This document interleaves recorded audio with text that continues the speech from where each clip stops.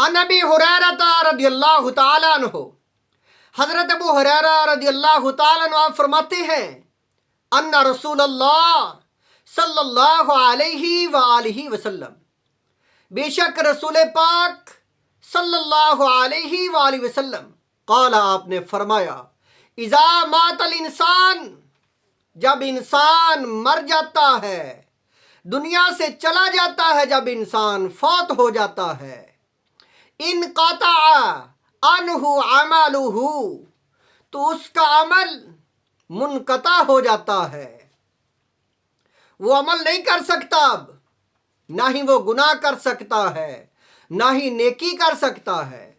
वक़्त ख़त्म हो गया, अमल मुनक़ता हो गया।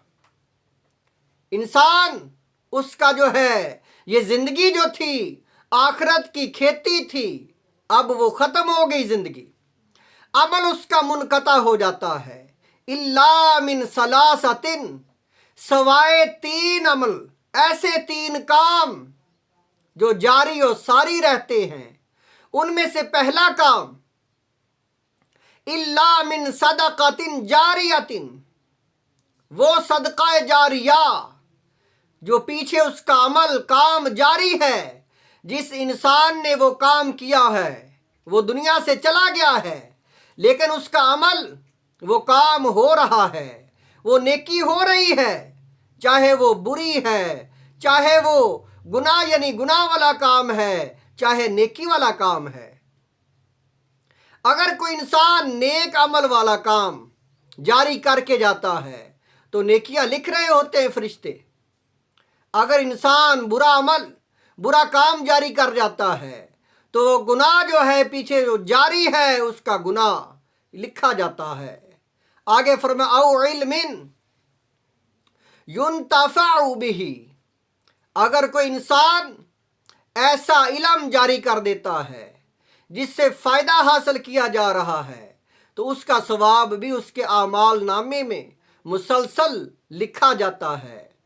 अगर इंसान किसी को हाफिज बना देता है, को हाफिज़ कुरान, वो क्लास, वो हिफज वाली क्लास जिसको पढ़ा रहा है, जब वो हाफिज साहब दुनिया से रुखसत होते हैं, जितने भी हुफ़ाज़ कराम जिन्होंने अपने उस्ताद से हिफज किया है, सारी ज़िंदगी कुरान पाक पढ़ना, पढ़ाना, तरावियाँ पढ़ाना, कुरान पाक सुनाना, तबलीग करना, सारा सवाब उस्ताद को जाता है।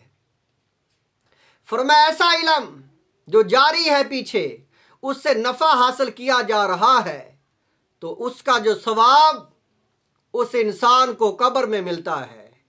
और आगे फरमाया औ वलदिन सालिहिन यदउ लहू, वो नेक औलाद जो उसके लिए दुआए मगफिरत करती है, उसके लिए दुआए रहमत करती है, इसाले सवाब करती है, वो नेक औलाद।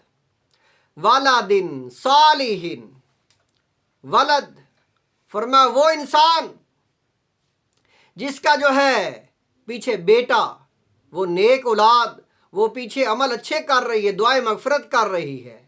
एक दफ़ा हज़रत ईसा अलैहिस्सलाम कब्रस्तान से गुज़र रहे, एक कब्रस्तान वाले को जो है अजाब हो रहा था, कब्रस्तान में एक कब्र वाले को अजाब हो रहा है।